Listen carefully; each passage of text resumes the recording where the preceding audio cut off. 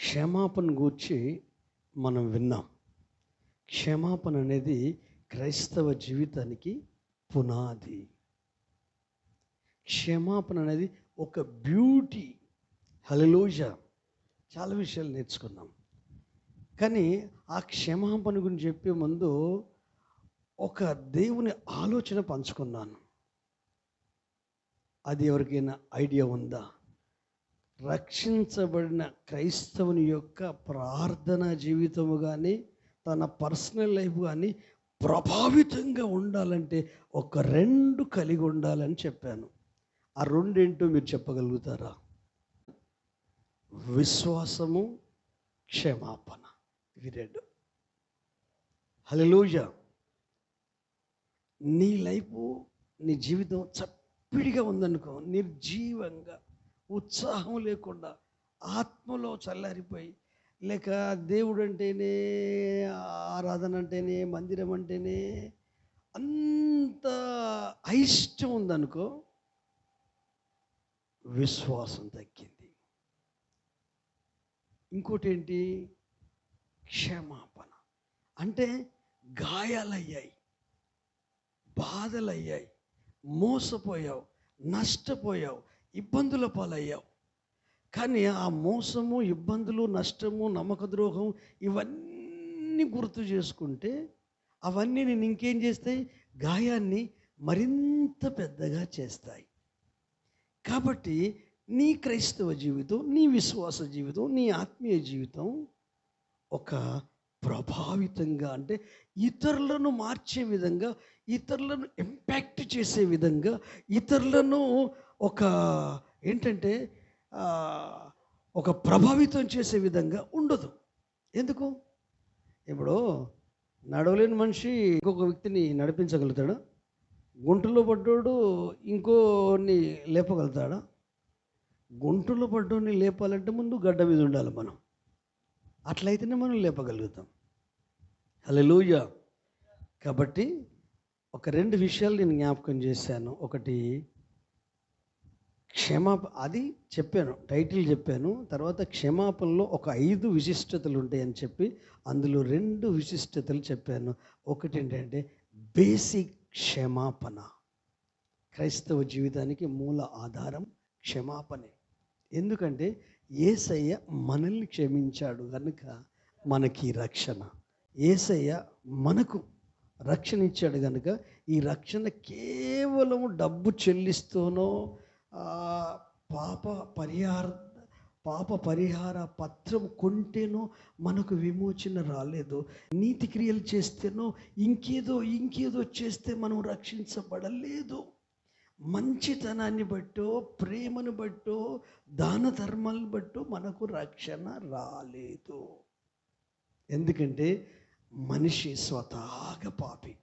దావీదు అంటాడు, నా తల్లి పాపంలోనే గర్భం ధరించింది, పాపంలోనే నాకు జీవితాన్ని ఇచ్చింది, జన్మనిచ్చింది. ఇది ఏ పాపం అంటే ఆదామవ్వల నుండి సంక్రమించిన పాపం. అది కంటిన్యూ అయిపోయింది. ఆ పాపాన్ని తీసివేయగలిగే ఒకే ఒక నరుడు క్రీస్తు అను నరుడు. మనుషులకు దేవునికి మధ్యవర్తి అయిన క్రీస్తు అను నరుడు. ఆయన నీ మోసాన్ని ఆయన భరించాడు, నీ దుర్మార్గాన్ని ఆయన దుర్మార్గుడుగా ఎంచబడ్డాడు. ఆయన నీ కొరకు అసహించబడ్డాడు. నీ తృణీకారాన్ని బట్టి ఆయన తృణీకరింపబడ్డాడు. నీ నిందలను బట్టి ఆయన నిందించబడ్డాడు. నువ్వు చేసిన పాడు పనులను బట్టి ఆయన గాయపరచబడ్డాడు. నీ మూర్ఖత్వాన్ని బట్టి, నీ అజ్ఞానాన్ని బట్టి ఆయనను కలువరి సిలువకి వేశారు. అయితే ఆయన మాత్రము ప్రపంచంలో ఉన్న ప్రతి వ్యక్తిని ఆయన క్షమించారు. క్షమాపణ వాహిని, క్షమాపణ నది ఇప్పటికీ కలువరి సిలువలో స్టార్ట్ అయింది. కపాలం అనే స్థలంలో ఆ దేవుని రక్త ప్రవాహము, క్రీస్తు రక్త ప్రవాహము ప్రతి పాపి చెంతకు ప్రవహిస్తుంది. అయితే ఆ రక్తములో కడగబడిన వారిమి, రక్తములో కడగబడిన వారిమి. ఈ కడగబడిన మనము ఒక్కసారి జ్ఞాపకం చేసుకోవాలి. ఈరోజు ఇంత బ్యూటీ మనకుంది, మనల్ని ప్రేమిస్తున్నారంటే మనల్ని క్షమించాడు కనుకనే ఈరోజు మనకు దేవునిలో విలువ దక్కింది, ప్రేమ దక్కింది. లేకపోతే మనల్ని వాళ్ళండి ప్రేమించేది ఈ ప్రపంచంలో, మనల్ని ఇష్టపడే వాళ్ళే వాళ్ళండి.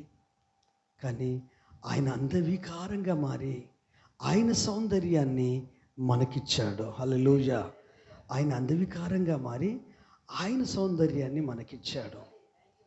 మనం ఈరోజు నిలబడి ఉన్నామంటే, స్టాండ్గా ఉన్నామంటే, స్థిరంగా ఉన్నామంటే దానికి కారణము యేసయ్య నిన్ను క్షమించాడు గనుకనే. యేసుప్రభు శిష్యులు, అయ్యా మాకు ప్రార్థన నేర్పించవా? యోహాను శిష్యులు కూడా ప్రార్థన చేస్తుందంటే యేసయ్య ఏం ప్రార్థన నేర్పించాడు? నోటికొస్తే చెప్పండి చూద్దాం. పరలోకమందున మా తండ్రి పరచబడునుగాక, వచ్చునుగాక, పరలోకమందు నెరవేరినట్లు భూమి మీద నెరవేరునుగాక, నానాటికి కావలసిన ఆహారము దయచేయము. తర్వాత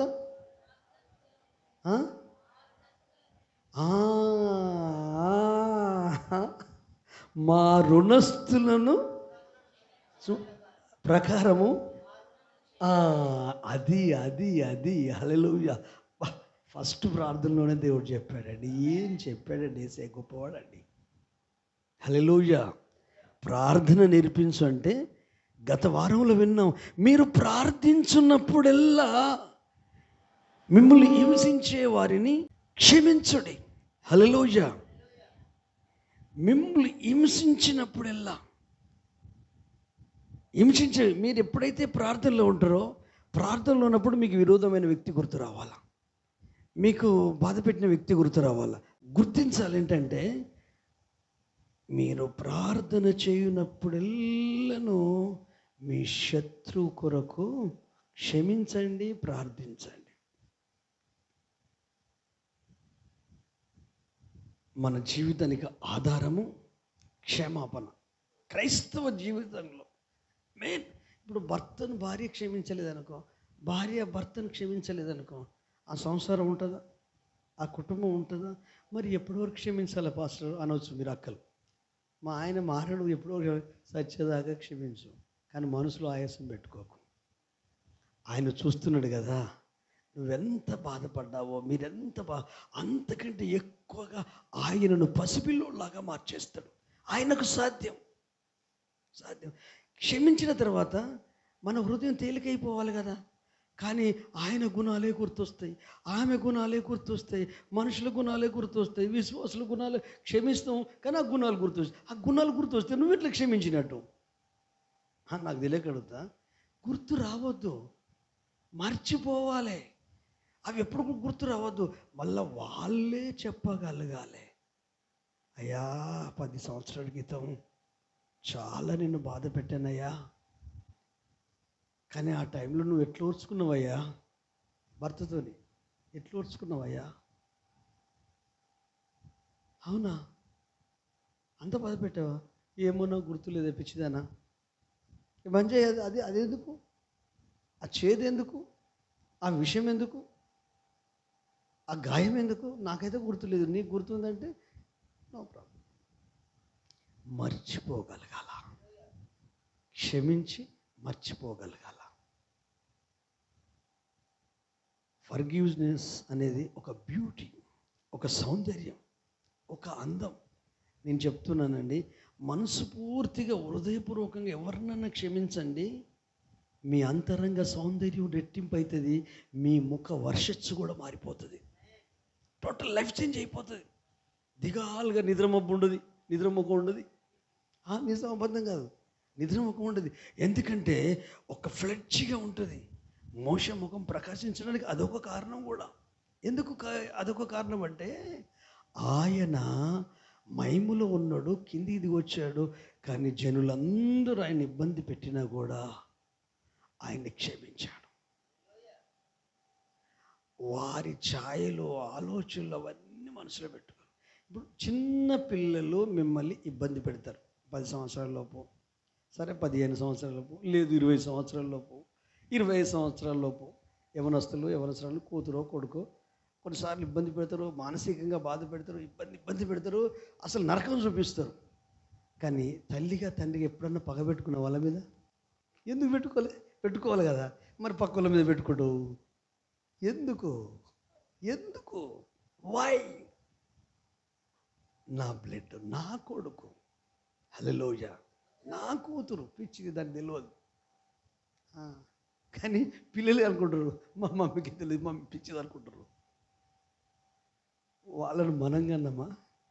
మనల్ని వాళ్ళు కన్నారా? మనమే కన్నాం. కానీ వాళ్ళకు కొంచెం ఈ లోక పోకడ బయట ఎవరు వయసు కదా, ఉడుకు రక్తం కదా, ఉడుకు ఆలోచనలు కదా, ఉడుకు ఆవేశం కదా, అది ఇదైతూ ఉంటుంది. కానీ ఆ పరలోకపు తండ్రికి నీవు నేను కుమారుడు కుమార్తె, హల్లెలూయా. అందుకే నీ గాయాలు నువ్వు ఎన్నోసార్లుగా రక్షించబడి ఈ రోజు వరకు దేవుని దుఃఖ పెట్టకుండా ఉన్నారని ఇక్కడ ఉన్న వాళ్ళు చెప్పండి, అబద్ధం అడుగు చెప్పండి. ఈ రోజు వరకు ఎందుకు లేవు? ఆయన క్షమిస్తున్నాడు, ఆయన క్షమిస్తున్నాడు. ప్రభువుని నమ్ముకున్న తర్వాత రాత్రి దేవదూతలు అయిన వాళ్ళు ఉన్నారండి ఇక్కడ. ఎన్నిసార్లు అబద్ధం అవ్వలేదు, ఎన్నిసార్లు మోసం చేయలేదు, ఎన్నిసార్లు ద్రోహం తలపెట్టలేదు, ఎన్నిసార్లు ఇతరులను నిందించలేదు, ఎన్నిసార్లు ఇతరులను అవమానపరచలేదు, ఎన్నిసార్లు ఇతరులను గాయపరచలేదు. మరి నీ పరలోకపు తండ్రి ఎప్పుడన్నా ఒరేయ్ ఏందిరా అది అని అన్నాడా? ఎందుకంటే ఆత్మీయంగా ఎదిగిన కుమారుడు కదా. నేను అన్నాడు, నీకు మనస్సాక్షిని ఇచ్చాడు కదా, నీకు వాక్యం ఉంది కదా, నీలో పరిశుద్ధాత్మ ఉంది కదా. వీటిని పురికొలుపుతాడు. పురికొలిపినప్పుడు ఏం జరుగుద్దో తెలుసా? పురికొలిపినప్పుడు ఖచ్చితంగా నీ లోపల రిపెంటెన్స్ అంటే పశ్చాత్తాపము, గాయము అది ఎంత లోతుగా దిగిపోయిందో గుర్తించి ఒకరోజు వెళ్ళి మమ్మీ దగ్గరికి వెళ్ళి డాడీ దగ్గరికి వెళ్ళి, నాన్న నేను చాలా ఇబ్బంది పెట్టాను నాన్న, నా పుస్తకాలు నువ్వే కొనిస్తావు, నా స్కూల్ ఫీజు నువ్వే కడుతావు, నాకు బట్టలు నువ్వే తీసుకుంటావు, చిన్నప్పటి నుంచి అమ్మ చేసే పరిచయం అమ్మ చేసి నువ్వు చేసే పరిచయం నువ్వు చేసావు, కానీ ఎప్పుడు నిన్ను తండ్రిగా తల్లిగా నేను యాక్సెప్ట్ చేయలేదు. కానీ యేసయ్య నా మనసు మార్చాడు నాన్న, యేసయ్య నా హృదయాన్ని మార్చాడు నాన్న అని కూతురు కుమారుడు ఆ అమ్మతో నాన్నతో అంటే వాళ్ళకి ఎంత సంతోషం ఉంది. ఆ రోజు ఇంకో కొత్తగా అందంగా అనిపిస్తూ అంటారు పిల్లలు. ఆ రోజు చాలా హ్యాపీగా అనిపిస్తూ ఉంటుంది వాళ్ళకి. అమ్మ నాన్నకి ఆకలే కాదు. మరి మీరు తల్లిదండ్రులైన మీరే మీ పిల్లలు అలాగుంటే సంతోషంగా ఉంటే మరి పరలోకపు తండ్రి మీ విషయంలో అదే కదా కోరేది. ఎప్పుడు ఆ డాడీని అడుగుతారు, యేసు డాడీని, అయ్యా చాలాసార్లు బాధ పెట్టాను, ఎలా ఆరాధనకు రాకుండా, ప్రార్థన చేయకుండా, దశభాగం ఇవ్వకుండా, కానుకలు వేయకుండా. హల్లెలూయా. ఎందుకంటే మన మనసును తినే దోమలు చుట్టూ ఉంటాయి, విషపు దోమలు. అవి మన ఆత్మీయ జీవితాన్ని జలగలాగా అదంతా తీసివేస్తూ ఉంటాయి. నీ లైఫ్ నువ్వే కట్టుకోవాలి, నీ జీవితాన్ని నువ్వే కట్టుకోవాలి. పరిస్థితుల నుంచి మారే మనిషి నిజమైన మనిషి కాదు. పరిస్థితులు వస్తాయి, కష్టాలు వస్తాయి, అవమానాలు వస్తాయి, నిందలు వస్తాయి, ప్రాబ్లమ్స్ వస్తాయి. ఏమొచ్చినా యేసయ్యా వీళ్ళందరికంటే నువ్వు గొప్పడివి కదా. ఇదే ప్రార్థన చేస్తా నేను. మనుషులందరికంటే, సంఘస్థులందరికంటే, నా భార్య పిల్లల కంటే, నా పైనున్న వాళ్ళకంటే, నాతో ఉన్న వాళ్ళకంటే, నాతో కలిసి సేవ చేసే వాళ్ళకంటే నువ్వు గొప్పడివి కదా. నీకు నేను నచ్చాలా? నాకు నీకు ఇష్టం లేని గుణాలు ఏమన్నా ఉంటే చూపించు ప్రభువా, నేర్పించు, నేను నేర్చుకుంటానని సంసిద్ధతతో ఆయన సన్నిధిలో నేర్చుకుంటున్నాను 2013 నుండి. హల్లెలూయా. నిజమండి, అబద్ధం కాదు. అలాగూ మరి మనం ఎందుకు ఆ పరలోకపు తండ్రి యొక్క క్షమాపణను పొందుకొని బ్యూటీగా తయారు కావద్దు? ఆ పరలోకపు తండ్రి క్షమాపణను అనుభవిస్తూ ఎందుకు మన క్రైస్తవ జీవితాన్ని నిర్మించుకోవద్దు? విశ్వాస, ప్రేమ, క్షమాపణల మీద థాట్ ఏంటంటే, క్షమాపణ అనేది ఒక మెడిసిన్. క్షమాపణ అనేది ఏంటిది? ఒక మెడిసిన్. మెడిసిన్ అంటే మందు. ఇంకో భాషలో చెప్పాలంటే ఔషధం. హల్లెలూయా. ఎవరికి ఔషధం కావాలి? ఎవరికి మందు కావాలి? గాయపడ్డ వాళ్ళకి కావాలి. గాయపడ్డ వాళ్ళకి కావాలి. మన మనసు గాయమైంది, మన ఆలోచనలు గాయమయ్యాయి, మన భావాలు గాయమయ్యాయి, మన తెలివి గాయమైంది, మన ఆత్మీయత గాయమైంది, మనకు విశ్వాసం అనుకుంటున్నామే, విశ్వాసం కూడా భంగపరచబడింది. ఆ గాయపడిన దాన్ని అలాగే ఉండనిస్తే ఏమవుతుంది చెప్పండి? గాయపడి అలాగే ఉండనిస్తే ఏమవుతుంది? ఎక్కువైతుంది. ఎక్కువ ఇంకేమవుతుంది అంటే అట్లే ఉండనిస్తే ఇంకేమవుతుంది చెప్పాలి? ఇంకేమవుతుంది? పుండు అవుతుంది. అంతే కదా? గాయం పుండుగా మారుతుంది. ఆ పుండును అట్లే ఉంచితే ఏమవుతుంది? ఏమవుతుంది చెప్పాలి? పుండును అట్లే ఉండనిస్తే ఏమవుతుంది చెప్పాలి? మీకు అందరూ చాలా దగ్గరకు ఉన్నారు. ఏమవుద్ది? సీమ్ పడుతుంది. మీకు తెలియని విషయాలా? సీమ్ పడితే ఎట్లా సలుపుతుంది? హల్లెలూయా. గుండె గాయమైనప్పుడు, మనసుకు గాయమైనప్పుడు, మన సమర్పణకు గాయమైనప్పుడు, మన భక్తి జీవితానికి గాయమైనప్పుడు, ఆ గాయాన్ని అలాగే ఉండనిస్తే ఏమవుతుంది? ఉన్న భక్తి పోతుంది, ఉన్న విశ్వాసం పోతుంది, ఉన్న ఆత్మీయత పోతుంది, ఉన్న జ్ఞానం పనిచేయదు, ఉన్న తెలివి పనిచేయదు. మట్టి మనుషులం అయిపోతాం. అన్యజనుల కంటే దేవుడు లేని ప్రజలన్నా కొద్ది గొప్ప భయపడతారు, కానీ అసలు భయము భక్తి లేని కావునుభూతలం అయిపోతాం. కావునుభూతం అంటే ఎవరినన్నా పడుతుంది. అది దెయ్యాలంటే ఎవరినన్నా పడితే వాళ్ళని బతకనివ్వవు. అలాంటి భూతాలు తిరుగుతాయి. జాగ్రత్త మరి. హల్లెలూయా. నీ ఆత్మీయ జీవితం నాశనం చేసి నిన్ను విశ్వాసంలో నిలబెట్టేదైతే అది దేవదూత. హల్లెలూయా. నీ విశ్వాసాన్ని డౌట్, నీ ఆరాధన డౌట్, నీ ప్రార్థన డౌట్. నీ ప్రార్థన వింటాడా దేవుడు? నీకు విశ్వాసం ఉందా? అసలు నీ ప్రార్థన కూడా వింటాడా యేసయ్య? అంటే నా ప్రార్థన డౌట్ అంటే దయ్యమే, ఆ భూతమే. యేసు ప్రభువుని చూసే భూతం అనుకున్నారు 24 గంటలు యేసయ్యతో తిరిగిన వాళ్ళు. రే, నేను భూతాన్ని కాదురా బాబు, క్రీస్తును అన్నాడు. నీవు ఏదైతే కలిగి ఉన్నావో నువ్వే అంతం వరకు పట్టుకోవాలి. హల్లెలూయా. అలాగూ మన వ్యక్తిగత జీవితాల్లో గాయం అవుతుంది. ఇప్పుడు అప్పుడప్పుడు మీ పిల్లలకు గాయాలు అవుతాయి కదండి. గాయాలు పుండ్లంటే తొందరగా తెలుస్తాయి. గాయమైనాకనే పుండు అవుతాయి. ఆ పుండు అయి సీమ్ పట్టింది అనుకో, వాడు రాత్రిపూట నిద్రపోతాడా? సలుపుతా ఉంటుంది కదా, భయంకరంగా ఉంటుంది. ఇప్పుడు అన్ని గాయాలు అయితే బాధ అంతా బ్రెయిన్కు. హల్లెలూయా. అర్థమవుతుందా? మెదడుకు భయంకరమైన వేదన, మామూలుగా నరకయాతన అది. పాపం ఈ తలకాయ ఏం తప్పు చేయదు, కానీ తప్పు చేసింది ఇది, తాకించుకున్నది కాలుకు. హల్లెలూయా. అయితే ఒక్క విషయం చెప్తాను. అమ్మ కానీ నాన్న కానీ కొడుకుని పిలిచి వానికి చాక్లెట్ ఇచ్చి, ఒరే నేను చిన్న ట్రీట్మెంట్ చేస్తా బిడ్డ, సరే మమ్మీ అని వాడు తినుకుంటుండు. కొంచెం వేడి నీళ్ళతోని, గోరువెచ్చని నీళ్ళతోని కడుతుంది. కడిగి మెల్లగా చుట్టూ రుద్దుతూ ఉంటాడు. సబ్బు పెట్టి చేస్తుంది. పక్కు తీస్తుంది. పైన సీమ్ మాత్రమే పోతుంది, లోపల కూడా ఉంది కదా. ఏం చేస్తుంది మమ్మీ? 2 అసహించుకుంటుందా? అందుకని ఉండదు అది. అయితే బాగా పెడుతుంది, మొత్తం సీమంత వస్తుంది, వదిలిపెడుతుందా? మళ్ళీ పెడుతుంది. ఎందుకు పెడుతుంది? అలాగే ఇంకేం రావాలి చెప్పాలి. ఇంకేం రావాలి? బ్లడ్ కూడా రావాలి. ఆ తర్వాత వాడు 10 రోజుల నిద్ర హ్యాపీగా పోతాడు. హల్లెలూయా.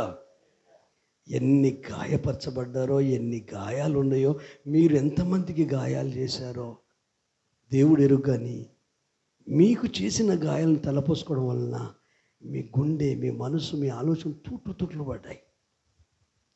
ఆ గాయాలతోనే ఆరాధనకు వస్తున్నారు, గాయాలతోనే ప్రార్థన చేస్తున్నారు, గాయాలతోనే పాటలు పాడుతున్నారు, గాయాలతోనే ప్రభువు స్తుతిస్తున్నారు, గాయాలతోనే మందిరంలోకి వస్తున్నారు. స్వస్థత మాత్రం రావట్లేదు. ఎందుకు రావట్లేదు? ఫస్ట్ నాకు గాయం చేసిండు ఎదుటి వ్యక్తి అని ఆ ఎదుటి వ్యక్తి నువ్వు క్షమించలేకపోతున్నావు.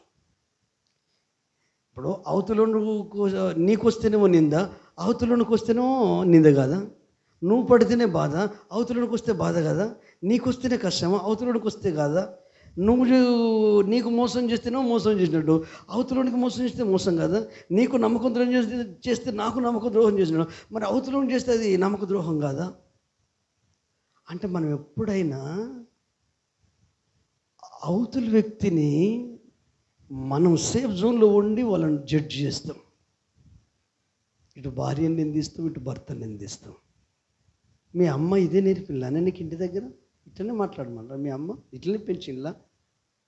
ఆమె అంటే ఇప్పుడు మా అమ్మ దగ్గరికి ఎదుగు పోతున్నావు, మీ అమ్మ ఏం చేసింది ఏమనుకుంటుందా? నువ్వు అమ్మ అన్నావు కదా, మరి మీ అమ్మ ఇట్లనే చెప్పిందా నీకు? ఇప్పుడు ఏమైపోతుంది? బంధం పటిష్టమవుతుందా? గాయాలు రేపుకుంటున్నామా? గాయాలు రేపుకుంటున్నాం. అందరూ గాయపరచబడ్డ వాళ్ళ ఏదో ఒక సందర్భంలో, ఏదో ఒక సమయంలో మన ప్రపంచంలో ఉన్న వాళ్ళందరూ ప్రభు నమ్మకం అందరూ గాయపరచబడ్డ వాళ్ళే. ఆ గాయాలను మానుకోవాల్సింది మనమే. మన గాయం పెద్దగా చూస్తున్నాం, కానీ ఎన్ని గాయాలు ఎదుటి వ్యక్తులకు చేశాం, ఎదుటి వ్యక్తులకు ఎంత నమ్మక ద్రోహం చేశాం, ఎంత మోసం చేశాం, ఎంత గాయపరిచాం. అది గుర్తు చేసుకొని ప్రభువా, నాకు గాయం చేసిన వాళ్ళు కాదు, నేను ఎంతమంది గాయం చేశానో ఆ గాయాలను నేను క్షమిస్తున్నానయ్యా, నన్ను క్షమించయ్యా అని ప్రార్థన చేయగలుగున్నట్లు దేవుడు కృపను మీకు అనుగ్రహించునుగాక. ఆమేన్. ఎందుకు చెప్పనా? ఆ గాయము మనల్ని వేధిస్తుంది. అందుకనే లూకా సువార్త 6వ అధ్యాయము 35, 36 వచనాలు చదవండి.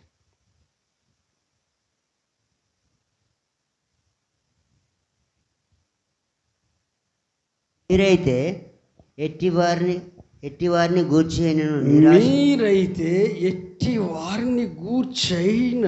నిరాశ చేసుకొనక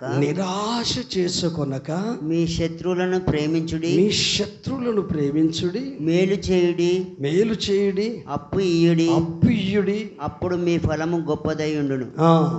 మీరు సర్వోన్నతుని కుమారులై యుందురు. ఆమేన్. అంటే మీరైతే ఎట్టి వారిని గూర్చి నిరాశ చేసుకొనక, అంటే మనం బాధపడడంలో 99.9% ఏంటంటే ఎదుటి వ్యక్తులు మనకు చేసిన గాయాలను మనం గుర్తు చేసుకోవడం వలన మన గుండెలో ఉన్న గాయం ఇంకా పెద్దదవుతుంది. అంటే నువ్వు నెమ్మదిగా ఉండాలంటే, నువ్వు ప్రశాంతంగా ఉండాలంటే, క్షమాపణ అనే స్వస్థత నది అది ఒక ప్రవాహములాగా ప్రవహించాలి. క్షమాపణ అనే నది ఒక ప్రవాహములాగా ప్రవహించాలి. ఎలా ప్రవహించాలి? నది ఎలా ప్రవహిస్తుంది? వాటర్ ఫ్లో ఎలా ఉంటుంది? అలాగ ఉండాలి. ఎప్పటి వరకు చేయాలి ఇది? చనిపోయేంత వరకు క్షమించాలండి. ఎదుటి వ్యక్తి ఏలానన్నా ఉండదు, నువ్వు పగబెట్టుకోకు. ఎదుటి వ్యక్తి ఏమన్నా మాట్లాడి ఈర్ష్య పెట్టుకోకు. ఎదుటి వ్యక్తి నీ పేరు చెడ్డదని చెప్పని ఈర్ష్య పెట్టుకోకు. కానీ నీ ఆత్మలో, నీ మనసులో క్షమించి నువ్వు ప్రశాంతంగా ఉండు. హల్లెలూయా. చాలామంది రాత్రి పడుకునే ముందు యేసు ప్రభువునన్న గుర్తు చేసుకోరు, కానీ వాళ్ళను బాధ పెట్టి, నరకయాతన పెట్టి, ఇబ్బంది పెట్టి, అవమానపరిచి, నలుగుట్లో అవమానించి, కృంగదీసి, గేలి చేసి, వారిని మొత్తం గందరగోళం చేసిన వాళ్ళను రాత్రి పడుకునేటప్పుడు ఆమె అట్లెందుకు చేసింది, ఈ నేను తిట్టెందుకు మాట్లాడిండు, ఆయన నా కొడుకు నా గురించి తెలియదా, నా బిడ్డ నన్ను అర్థం చేసుకోదా, నా అల్లుడు ఇట్లా అంటాడండి, నా కూతురు ఇట్లా అంటుందండి, నా భార్య ఇట్లా అంటుందండి, నా ఫ్రెండ్, క్లోజ్ ఫ్రెండ్ వాడు ఇట్లా అనడం ఏంటి, నా భర్త ఇట్లా అనడం ఏంటి, మా నాన్న ఇట్లా అనడం ఏంటి, అసలు ఏంది ఇదంతా? అసలు నేను ఏం చేశాను వాళ్ళకి? నేను ఏం ద్రోహం చేశాను? నేను ఏమన్యాయం చేశాను? నన్నెందుకు అపార్థం చేసుకున్నాను? నన్నెందుకు గుర్తుపడతలేరు? నాకెందుకు విలువిస్తలేరు? నన్నెందుకు ప్రత్యేకంగా చూస్తలేరు? నన్నెందుకు ప్రేమిస్తలేరు? అంటే బైబుల్ చెప్తుంది, ఏదైతే నువ్వు ఇతరుల నుండి కోరుతున్నావో ఏం చేయాలి? ఫస్ట్ ముందు మనం చేయాలి. అవతల ఆయన నాకు ప్రైజ్ తెలియడు ఎందుకు చెప్తలేడు? నువ్వు చెప్పురాదు. ఆయన చెప్తలేడు, నువ్వు చెప్పురాదు. ప్రైజ్ తెలియడంటే ఏంటిది? దేవునికి స్తోత్రం. దేవునికి స్తోత్రం. స్తోత్రం చెప్పడానికి కూడా ఇంత బిల్డప్పా? అరే ఈ ఆడోళ్ళకు మొగలకు ఏం బిల్డప్ ఇవి? ఎందుకండి? మంచిగా మంచి అన్నయ్య వందనాలు అన్నయ్య, అక్కయ్య వందనాలు అక్కయ్య. ఎందుకు అనలేకపోతున్నాం? ఇట్లా చూసుకుంటాం, ఇట్లా చూసుకుంటాం, ఇట్లా చూసుకుంటాం. క్రైస్తవులు ఎందుకు వచ్చినావు? మార్పు కావాలి కదా. అంటే నీ మనసులో అన్ని గాయాలే తలపోసుకుంటున్నావు, బాధలే తలపోసుకుంటున్నావు, మోసాలే తలపోసుకుంటున్నావు, నష్టాలే తలపోసుకుంటున్నావు. అవి గుర్తు చేసుకోవడం వలన నీ విశ్వాసం మరింత వీక్ అవుతుంది, నీ భక్తి మరింత వీక్ అవుతుంది, నీ సమర్పణ మరింత వీక్ అవుతుంది. నీ ఆత్మలో నువ్వు ఒట్టిగా గుడికి వస్తావు అంతేగాని లోపల సరుకు లేదు, సరుకు లేదు. ఒట్టిదే బుర్ర. వాడు సైతాన్ గాడు ఎప్పుడు ఆ రసాన్ని అంతా గుజ్జునంతా గుంజేసిండు. వాడెవడండి మన ఆత్మీయతను దొంగిలించేది? వాడెవడండి క్రీస్తులో ఉన్న దైవత్వాన్ని దొంగిలించేది?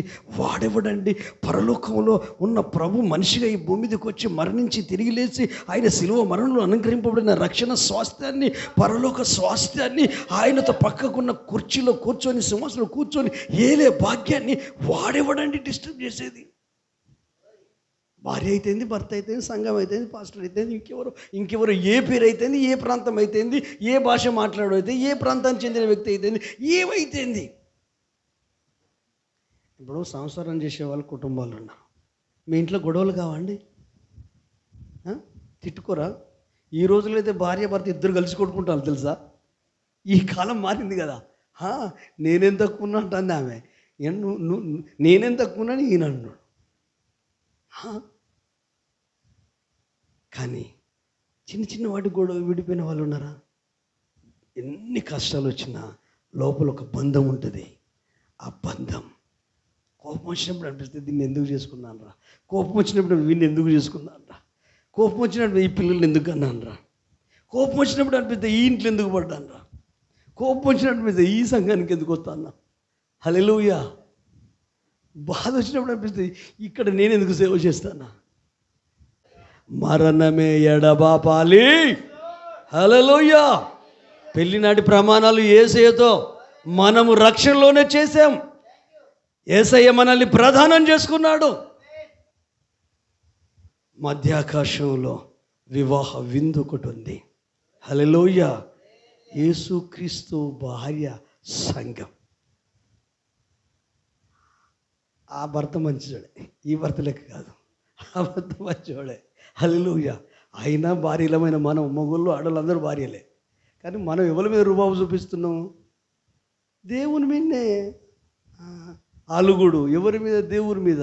గుడి మీద అలుగుడు, బడి మీద అలుగుడు, ఆరాధన మీద అలుగుడు, పాస్టర్ మీద అలుగుడు. నా క్రైస్తవం మనకు నేర్పించింది ఇదేనా? పరిశుద్ధాత్మ దేవుడు మనకు నేర్పించింది ఇదేనా? మన త్యాగం ఇదేనా? కష్టాలు లేవు, కన్నీళ్ళు లేవు, బాధలు లేవు, బయట ఎన్ని శ్రమలు, ఎన్ని కష్టాలు లేవు. చిన్న చిన్న వాటికి ఆత్మీయ జీవితాన్ని గిరిగీసుకొని నా జీవితం ఇంతే, నా బ్రతికింతే, నేను మారను అంతే అని గిరిగీసుకుంటున్నాం. హల్లెలూయా. ఎందుకు ఈ పక్షవాతము జబ్బుని గురించి చెప్పానంటే, భౌతికమైన హీలింగ్ ఇస్తాడు, కానీ ఈ జబ్బు రావడానికి ముందు మెంటల్గా హెల్త్ డిస్టర్బ్ అయిపోయింది. హల్లెలూయా.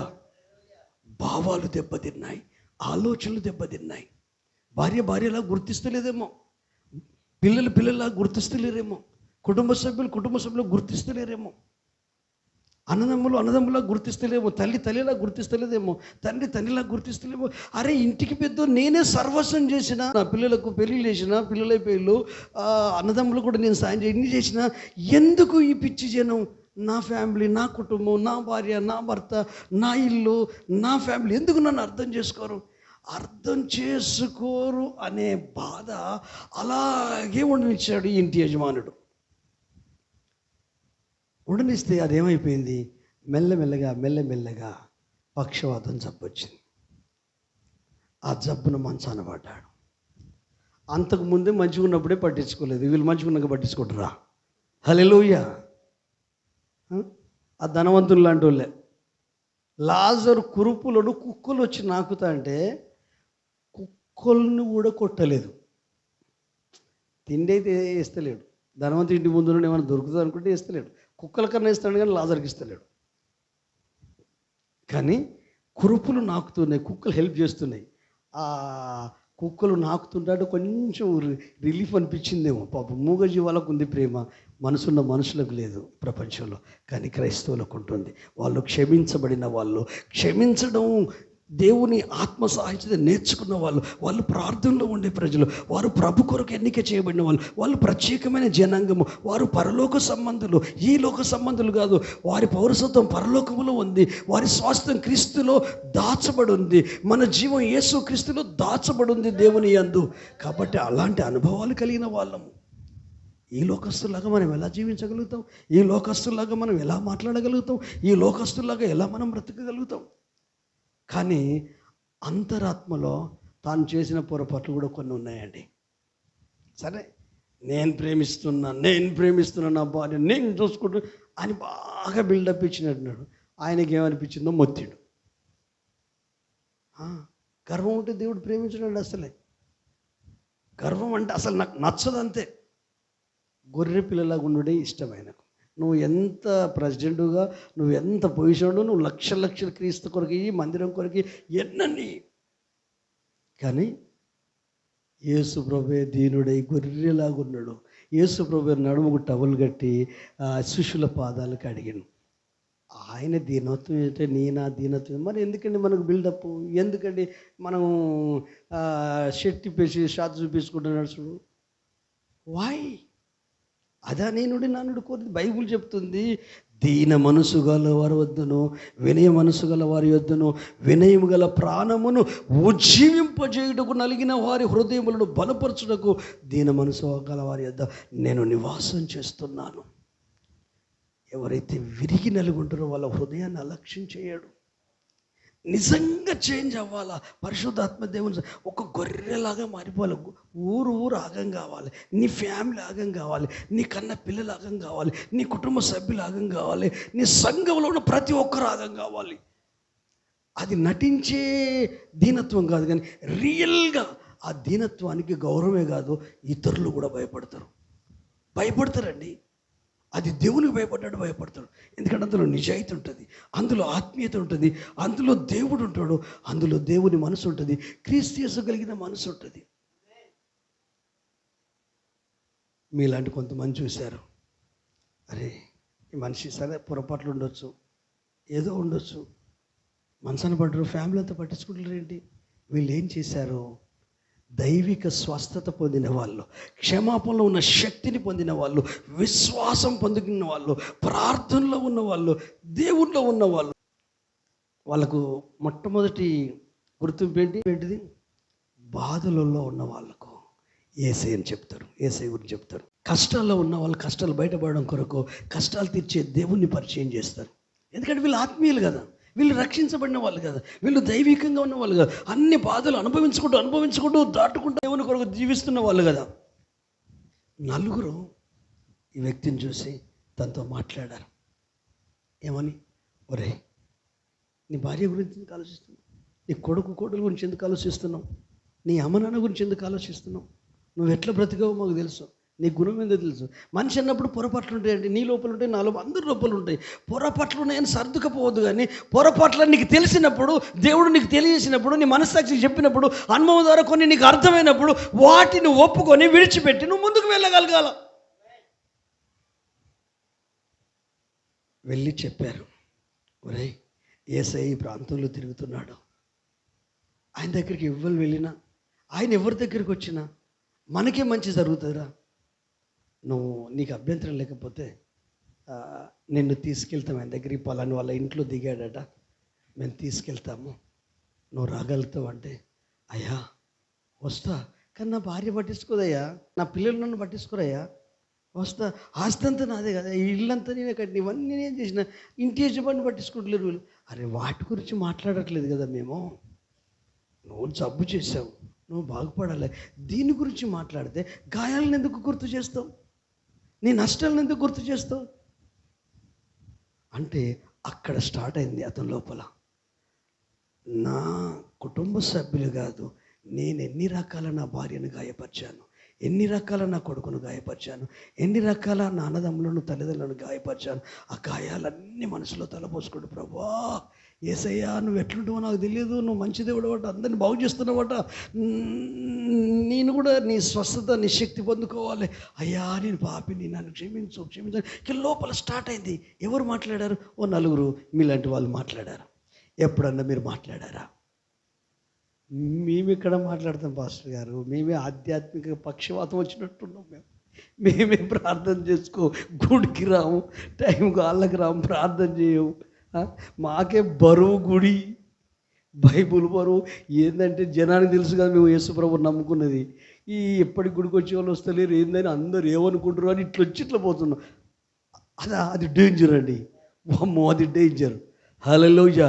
జనం కొరకు కాదు నీ భక్తి, పాస్టర్ కొరకు కాదు నీ భక్తి, సంఘస్థుల కొరకు కాదు నీ భక్తి, నీ గ్రామ సభ్యుల కొరకు కాదు నీ భక్తి.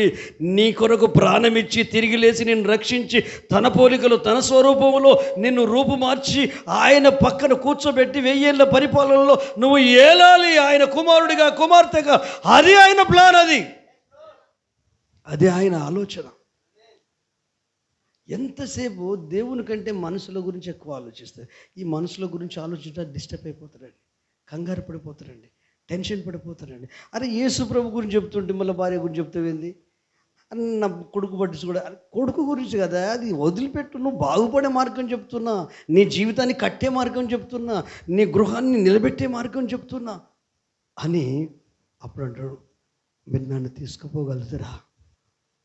అందుకే కదా మేము వచ్చింది, అందుకే కదా మేము వచ్చింది. హల్లెలూయా. ఎలా తీసుకుపోతారు? కొంచెం అంత బాగలేదు కదా. నేను అనుకుంటాను ఆ కింద ఉన్న మంచం కింద అట్లా ఉంది, అంతా శుభ్రం చేశారు వీళ్ళు, ఆ బట్టలు కూడా చేంజ్ చేశారు, మనను కూడా స్నానం చేసి. నేను అనుకుంటున్నాను, నేను ఊహిస్తున్నా. ఎందుకంటే విశ్వాసం క్రియలు ఉండాలి కదా, క్రియలంటే వర్కే కదా. ఆ ప్రేమ అదంతా, ఆ క్షమాపణ పొందిన వ్యక్తి ఇతరులను క్షమించడం ఎంత ఈజీ అండి, ఎంత తొందరగా క్షమించగలుగుతాం. అలాగూ వీళ్ళు స్నానం చేయించుంటారు. నేను అనుకుంటున్నాను వేరే పొడి బట్టలు ఇప్పించుంటారు. ఆమె వాళ్ళ భార్య ఇట్లా చూస్తున్నట్టున్నది, ఒక రకంగా చూస్తున్నాడు. పో ఇన్ని రోజులు బాగుపడలేదు, ఇప్పుడు బాగుపడతాడా? ఈయనకి ఇంతే, ఈ గతి దేవుడిచ్చిందే, వీళ్ళు ఏదో చేసినట్టు. మిమ్మల్ని అంటారు దేవుడే చేసిన వాళ్ళకు మంచిగా. ఈ దేవుని దౌర్భాగ్యం నాయన, నిలబడేటట్టు చేయాలి, ముందుకెళ్ళేటట్టు చేయాలి. కొడుకు ఇట్లా చూసి వాడు వాని పని మీద వాడు వెళ్ళిపోయాడు, కూతురు ఇట్లా చూసి ఆమె వెళ్ళిపోయింది. ఈయనంటాడు, చూస్తాను అయ్యా మీరు ఎవరో తెలియదు నాకు పరిచయం. అరే మళ్ళీ నీ మైండ్ అటు ఎందుకు పోతుంది అయ్యా? మన మైండ్ అంతా అదే, మనలో మనం చూసుకుందాం, మైండ్ అంతా వాళ్ళ అన్నిటిలో మీదకి పోతుంది, కూతురు మీదకి పోతుంది. వాళ్ళు పట్టించుకునే వాళ్ళ గురించి నీకు ఎందుకయ్యా? పట్టించుకునే ప్రభు ఉన్నాడు కదా, నీ కుటుంబాన్ని, నీ భర్తను పట్టించుకునే ప్రభు ఉన్నాడు కదా, నీ గురించి ఆలోచించే దేవుడు ఉన్నాడు కదా, నిన్ను బలపరిచే క్రీస్తు ఉన్నాడు కదా. ఇటువైపు రావాలి కదా నువ్వు. సరే ఏ అలవాటు పడ్డ ఆలోచన కదా అయ్యా. సంవత్సరాల తరబడి ఈ మనసులో పడి పక్షవాతం వచ్చి ఇక హృదయం కఠినమై మొండుని అయిపోయినా, కానీ ఇప్పుడిప్పుడే యెషయా మొద్దు చిగురించినట్టు నా మనసు, నా ఆశలు చిగురిస్తున్నాయి. ఆ పరిచర్య చేస్తుంటే అతని లోపల కన్నీళ్ళు, గుండెలో విరిగిపోయింది, మనసు విరిగిపోయింది, ఏడుస్తున్నాడు. వేడి కన్నీటి చుక్కలో చెక్కిలి మించి జలలు వారుతున్నాయి. ఏడుస్తుంటే వాళ్ళని ఏడవద్దు, తూడ్చి ఉంటారు, ఏడవద్దు, యేసయ్య ఉన్నాడు, మేమున్నాం, ఏడవకు. ఇది ఆత్మీయుల లక్షణం. పక్షవాతం జబ్బు వచ్చిందనుకో ఆత్మీయులకు, వాళ్ళకే మనం కావాలి. వాళ్ళకి ఎందుకు కావాలి? నీళ్ళు ఇవ్వడానికి కావాలి, అన్నం తినబెట్టడానికి కావాలి, ఏమన్నా సాఫ్ చేయడానికి కావాలి. అట్లా అయిపోయింది క్రైస్తవ సంఘాలు. సంవత్సరాల తరబడి రక్షించబడి, ఎందుకు? పురుగు పూసి తిని పుట్టలున్నట్టు ఉండు, మంచిదే. కానీ నువ్వు పొందిన రక్షణ ఇతరులు పొందొద్దా? నీవు పొందిన అభిషేకం ఇతరులు పొందొద్దా? నువ్వు పొందిన రక్షణ ఇతరులు రక్షించబడొద్దా? చాలామంది ప్రపంచంలో కష్టాలలో ఉన్నవారు మీ బంధువులే ఉన్నారు, మీ కుటుంబ సభ్యులే ఉన్నారు, మీ ఇరుగు పొరుగు వారే ఉన్నారు, మీ ఫ్రెండ్సే ఉన్నారు, మీ ఫ్యామిలీలో ఉన్న వాళ్ళే ఉన్నారు, మీ అన్నదమ్ములే ఉన్నారు, మీ అక్క చెల్లెళ్ళే ఉన్నారు. నేనైతే నా మటుకు నీ మందిరానికి వెళ్తా అనుకుంటున్నా, కానీ ఒకరోజు ప్రార్థన చేసుకొని మీ అన్నయ్యతో మాట్లాడు, అక్కయ్యతో మాట్లాడు, అమ్మతో మాట్లాడు, నాన్నతో మాట్లాడు, తండ్రితో మాట్లాడు, భర్తతో మాట్లాడు, భార్యతో మాట్లాడు. దేవుడు సహాయం చేస్తాడు. ఏమండి రండి, ఏమే రావే, అరే రారా చిన్నడా పెద్దడా, చిన్నదన్నా పెద్దదన్నా రావే, మనం వెళ్దామే, దేవుని సన్నిధికి వెళ్దామే. ఫ్రెండ్స్ ఉంటే అరే రారా బాయ్, స్నేహితులు ఉంటే రావే అని ఎందుకు చెప్పొద్దు? వాళ్ళు పరిపూర్ణ ఆరోగ్యవంతులు నలుగురు. హల్లెలూయా. ఆత్మలో ఆరోగ్యవంతులు, ప్రార్థనలో ఆరోగ్యవంతులు, విశ్వాసంలో ఆరోగ్యవంతులు, వాక్యములో ఆరోగ్యవంతులు, క్రీస్తులో ఆరోగ్యవంతులు, జ్ఞానములో ఆరోగ్యవంతులు, ఆత్మీయతలో ఆరోగ్యవంతులు. ఆ బలము, ఆ శక్తి వారి లోపల ఉత్సాహాన్ని, ప్రేమను, క్షమాపణను, అభిషేకాన్ని కాదు, పరిచర్య చేయడానికి కూడా అవకాశం చేసి మోసుకొని వస్తుంటే ఇంట్లో ఉన్నవాళ్ళు కనీసం బయటకు వచ్చి తొంగి చూస్తలేరు. అటు నుంచి అటే, ఇటు రానేకండి, ఎక్కడెక్కడన్నా ఆడ ఈ రోగులది ఏమైనా ఉంటే అక్కడ పడేయండి అని అనొచ్చు ఆ భార్య కానీ, కొడుకు కానీ, కూతురు కానీ. ఎంతమంది లేరు ఈ రోజులలో? ముసలామె వృద్ధురాలైపోతే తీసుకుపోయి అక్కడ బాత్రూమ్ దగ్గర వేసిందండి. ఇంటి ముందు బాత్రూమ్ ఉంటుంది, బయట ఇంట్లో బాత్రూమ్ ఉంటుంది, బయట బాత్రూమ్ ఉంటుంది స్టిల్లో. ఆ బాత్రూమ్ దగ్గర వేసింది. ఏదో ఇంట్లో ఉంటే వాసన వస్తుందట. ఎవరు అంటున్నారు? కోడలు అంటుంది. ఏమండి మీ మమ్మీ అంత ఇది చేస్తుంది, వాసన వస్తుందండి, ఏం చేయాలి? ఏం లేదు, ఆ బాత్రూమ్ కాడ అయిపో, తీసుకుపోయేసి. హల్లెలూయా. మీకు బాధ అనిపిస్తుంది ఇట్లా చెప్తే? బాధే కదా. కానీ నేను చెప్పనా, ఆధ్యాత్మికంగా యేసయ్యను బాత్రూమ్ దగ్గరనే పెట్టారు, మన జీవితంలో లేడు. ఒక్కసారి ఆలోచించు. హల్లెలూయా. ఒక్కసారి ఆలోచించు. ఏం చేస్తున్నావు నువ్వు దేవుని కొరకు? ఎంతమందికి సువార్త చెప్పావు? ఎంతమందిని నడిపించావు? ఎవరి కొరకు ప్రార్థన చేస్తున్నావు? హల్లెలూయా. వీళ్ళు తీసుకొని వెళ్ళారు. ఎంత పట్టుదల అండి, మామూలు పట్టుదల కాదు. లోపలికి ఆడ లూకా సువార్తలో ఉంది, వల్ల పడకపోయేను అని ఉంది. లోపలికి పోదామంటే వల్ల పడకపోయేనని ఉంది. వాళ్ళ ధైర్యం, వాళ్ళ సాహసం వెనకకు వెళ్ళి పైకప్పు విప్పి సందు చేసి తాళ్ళు కట్టి అందులోకి దించి తీసుకుంటే యేసయ్య ఎదుట ఉంచిరి. నీ సమస్య ఏదైనా యేసయ్య ఎదుట ఉంచు. నిన్ను తిట్టే వాళ్ళను యేసయ్య ఎదుట ఉంచు. నిన్ను బాధ పెట్టే వాళ్ళను యేసయ్య ఎదుట ఉంచు. ఆధ్యాత్మికంగా పక్షవాతం జబ్బొచ్చి గుడికి రాకుండా, ప్రార్థన లేకుండా, ఆరాధన చేయకుండా, స్తుతించకుండా, వాక్యం అర్థం చేసే ప్రతి ఒక్కరిని యేసయ్య ఎదుట పెట్టు. మీ విశ్వాసాన్ని చూసి, మీ ప్రార్థన జీవితాన్ని చూసి అతన్ని కూడా చూశాడు. చూస్తే అతని లోపల ఒక ప్రవాహం, స్వస్థత ప్రవాహము, క్షమాపణ ప్రవాహం వస్తుంది కనుక స్వస్థత కలుగునుగాక, యేసు నామములో నీ పరుపు నువ్వు ఎత్తుకొని పో అన్నాడా? యేసయ్య ఒక మాట అన్నాడు, నా కుమారుడా అని. ఇంకో దగ్గర ఉంటుంది, ఇక్కడ మనుష్యుడా నీ పాపములు క్షమించబడి ఉన్నవి. అంటే ఈ వ్యక్తి స్వస్థత పొందాలంటే క్షమాపణ అవసరం. నువ్వు దీవించబడాలంటే క్షమాపణ అవసరము. నీ కుటుంబం పటిష్టంగా అయి బంధములో నిలబడాలంటే క్షమాపణ అవసరము. నీ కుటుంబం ఆశీర్వదించబడాలంటే క్షమాపణ అవసరము. ఒకటి, నాలుగవది బంధం పటిష్టమైతే క్షమాపణ వల్ల. ఐదవది ఆశీర్వాదం. తండ్రినే కాదని కొడుకు వెళ్ళిపోయాడు, బంధం లేదు గిందం లేదని వెళ్ళిపోయాడు. వెళ్ళిపోయినాక ఏమైపోయింది? అన్నిళ్ళు ఒక తీరు ఉంటాయండి? అందరూ ఒక్క తిరుగుంటారా? ఉండరు. ఇద్దరు కొడుకులలో ఒకడో తిరుగుడు, ఒక తిరుగుడు. ఇంకోటి తండ్రిని చంపడానికే ప్లాన్ చేశాడు. పోయాడు ఆస్తి తీసుకొని. తర్వాత ఏమైంది? స్నేహితులు వదిలిపెట్టారు. తినేసేపు తిన్నారు, తాగేసేపు తాగిలు వదిలిపెట్టారు. అక్కడ కరువు వచ్చింది, తినడానికి ఏం లేదు. అప్పుడు ఏం చేశాడు? ఆకలి అవుతుందని అడిగాడు. అంటే పని ఇవ్వండి, పని చేస్తేనే ఫుడ్ పెడతాడని. ఎక్కడ పని దొరకలేదు. పందుల కాపర్లు అన్నారు, పందులకు పొట్టు పెట్టరు బాబు అన్నాడు. అయ్యా నేను పొట్టు పెడుతూ కానీ నాకు కొంచెం కడుపు మలమల మాడిపోతుంది అయ్యా, నాకు కొంచెం సాయం చేయండి. ఇంత ఎంగిలి పడతాను అయ్యా అంటే, అరే తిండి సంగతి తర్వాత నువ్వు ఫస్ట్ పోయి వాటికి పందులకు మేత పెట్టుకోండి. ఆ మేత తింటున్నప్పుడు ఆకలి కదా, తీసుకొని తిందాం అనుకున్నట్ట. అనుకునేసరికి ఫ్లాష్ లాగా మనసు ఆలోచనలు తెరవబడ్డాయి. బుద్ధి కలిగినప్పుడు తాను వదిలి వచ్చిన తండ్రి ఇంటికి తిరిగి వెళ్ళాలనుకున్నాడు. అనుకోవడంలే తడువు ఒక పశ్చాత్తాపం స్టార్ట్ అయింది. ఎవరు చెప్పలే, ఏ పాస్టర్ చెప్పలే. నేను మీకు అరటి చొక్క ఒలిచి నోట్లో పెట్టినట్టుగా చెప్తున్నా, కానీ ఆ తప్పిపోయిన కుమారునికి ఎవరు చెప్పలే. పరిస్థితులు నేర్పించాయి, అజ్ఞానం నేర్పించింది, మూర్ఖత్వం నేర్పించింది, స్నేహితులు నేర్పించారు, ఆకలి నేర్పించింది, కరువు నేర్పించింది, చివరికి పందులు కూడా నేర్పించాయి. అప్పుడు ఏమన్నాడు తెలుసా? తండ్రి, పరలోకం ఎదుటనో నీ ఎదుటనో నేను పొరపాటు చేశాను. నా ఇంట్లో కూలీలకే సన్న బియ్యం రైస్, వాళ్ళకున్నది సుఖం మా ఇంట్లో ఎవరికి ఉండదు. అలాంటి సుఖకరమైన లగ్జరీకరమైన జీవితాన్ని వదిలిపెట్టి నేను ఎందుకు ఈ సిటీకి వచ్చేసాను? నా మనసుకు ఏం మాయరోగం పుట్టింది? ఎందుకు ఇలా అయిపోయాను అనుకొని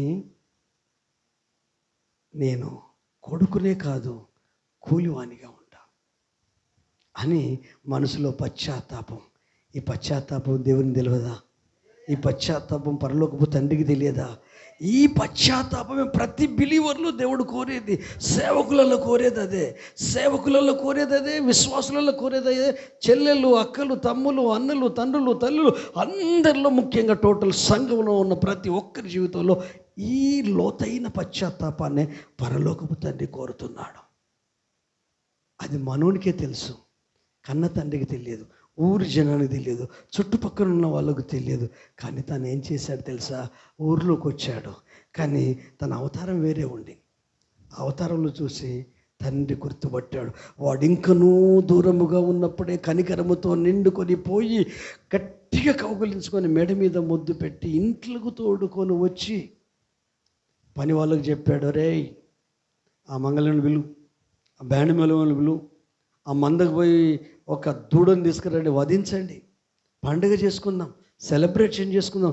చనిపోయి బ్రతికాడు, నా కుమారుడు, నా కొడుకు అని మాట్లాడుతున్నాడు. అన్నీ చేసిన అంటే ఇప్పుడు ఏమైంది? తండ్రి క్షమించడం వలన కుమారుని బంధం పటిష్టమైంది.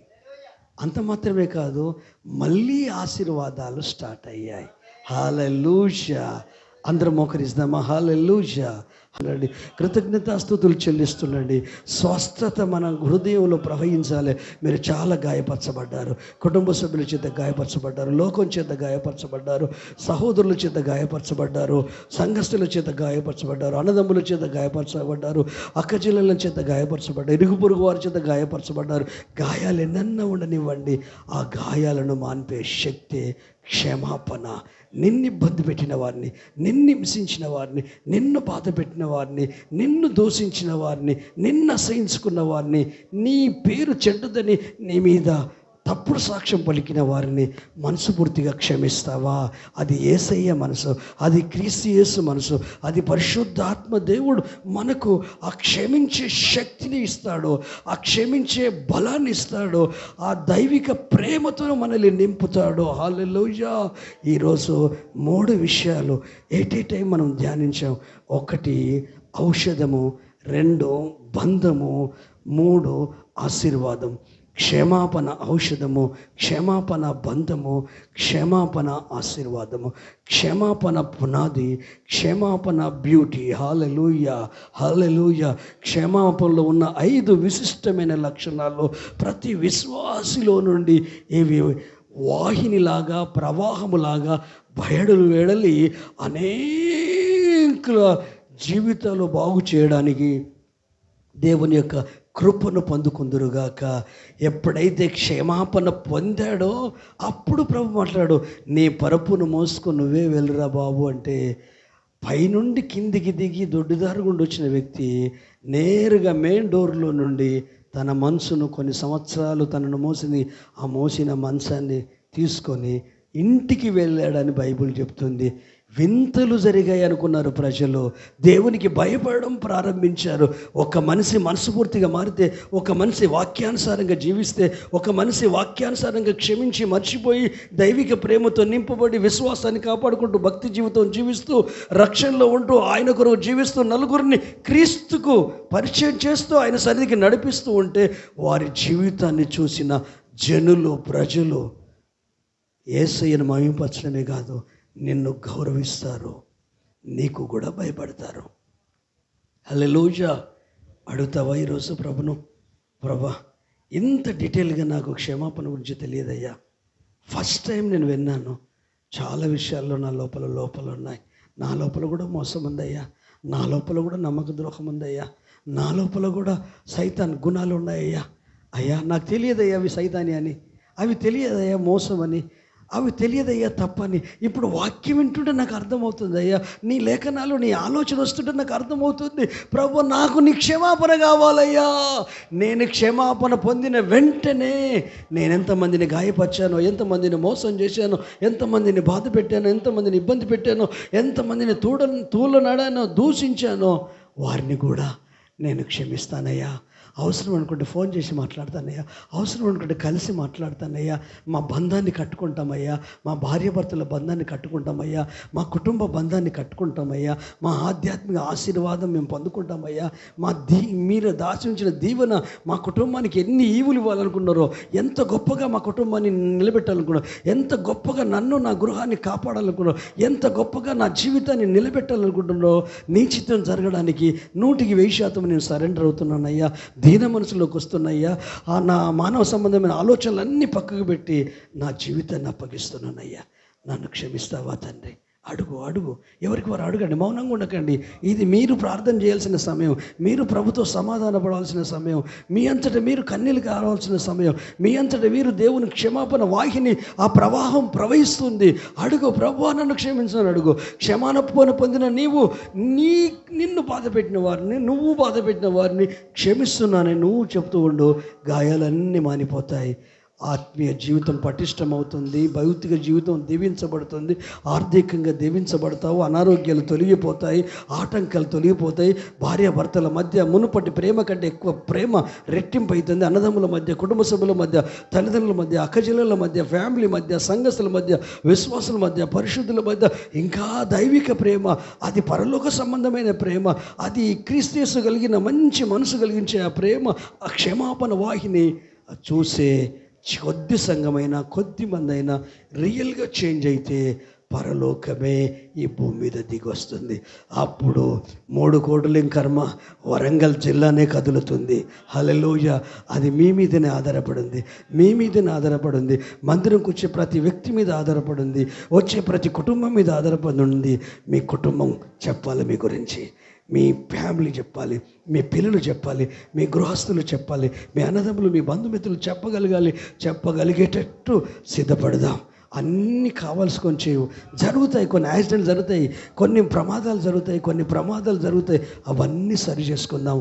గాయాన్ని మానుకునే ఔషధం క్షమాపణ, గాయాన్ని మాన్పే ఔషధం క్షమాపణ, కుటుంబ బంధాన్ని కట్టేది క్షమాపణ, కుటుంబానికి ఇతరులకు దీవెన తెచ్చేది, ఆశీర్వాదం తీసుకొచ్చేది క్షమాపణ. అడుగుదామా? 2 చేతులు జోడిస్తామా? ఎవరికి వారి మీద చిన్న ప్రార్థన చేద్దామా? నిజంగా మనస్ఫూర్తిగా ఈరోజు సమర్పించుకోండి. ఎవరికి వారు సమర్పించుకుంటామండి. మౌనంగా ఉండకండి ప్లీజ్, మౌనంగా ఉండకుండా ప్రార్థించండి. ఎందుకంటే నా ప్రభు ఈ రోజు నుండి మిమ్మల్ని, మీ కుటుంబాన్ని ఆయన చేతులకు తీసుకొని ఎంతో నష్టపోయారు, ఎన్నో కష్టాల పాలయ్యారు, ఎన్నో రకాలుగా ఇబ్బందులు పడ్డారు. అవన్నిటి తొలగించి ఒక నూతన క్రియ ఆరంభించబోతున్నాడు. ఒక నూతన కార్యాన్ని ఆత్మీయంగా ప్రారంభించి భౌతికంగా ముగించబోతున్నాడు, ఆర్థికంగా ముగించబోతున్నాడు.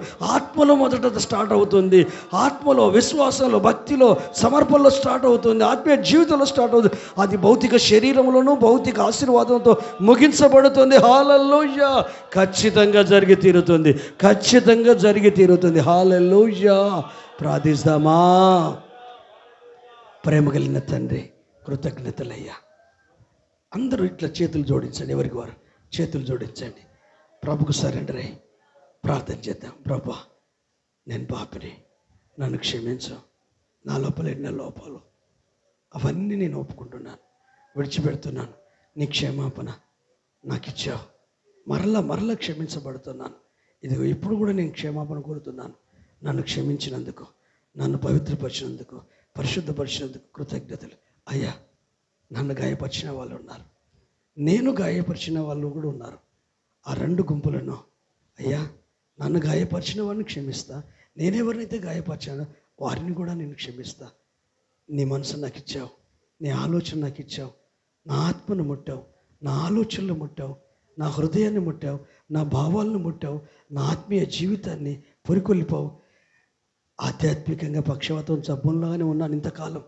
ఈరోజు నా ఆత్మకు విడుదల వచ్చింది, నా భావాలకు విడుదల వచ్చింది, నా విశ్వాసానికి విడుదల వచ్చింది. కొత్త రెక్కలు వచ్చేసాయి, నూతన ఉత్తేజం వచ్చింది, నూతన ఉత్సాహం వచ్చింది, నూతన నడిపింపు వచ్చింది. ఆత్మలో నా హృదయం గంతులేస్తుంది. అయ్యా, ఈ ఆనందం, ఈ అనుభూతి ఒకప్పుడు నాకు తెలియదు. ఇప్పుడు ఈ ఆరాధనలో నేను అనుభవించాను. బరువంతా తొలిగిపోయింది, మనసు తేలికైపోయింది. నీ కృపకు అప్పగిస్తూ నేను దీవించబడాలి. నేను ఎవరైతే ఇబ్బంది పెట్టానో వారు దీవించబడాలి. నన్ను ఎవరైతే ఇబ్బంది పెట్టారో వారు కూడా దీవించబడాలి. అప్పుడే ఆశీర్వాదం, అప్పుడే బంధం పటిష్టమవడం, అప్పుడే ఔషధంలాగా ఈ క్షమాపణ మా జీవితాల్లో మేము అనుభవించి ఆశీర్వదించబడి నీ కొరకు జీవించినట్లు, అనేకులను మీ సన్నిధికి నడిపించినట్లుగా మీ కృప మాకు దయచేయమని, నీ బిడ్డలకు దయచేయమని తీర్మానం తీసుకుని ప్రతి దేవుని పిల్లలను దీవిస్తూ యేసు నామములో అడుగుతున్నాము తండ్రి. ఆమేన్.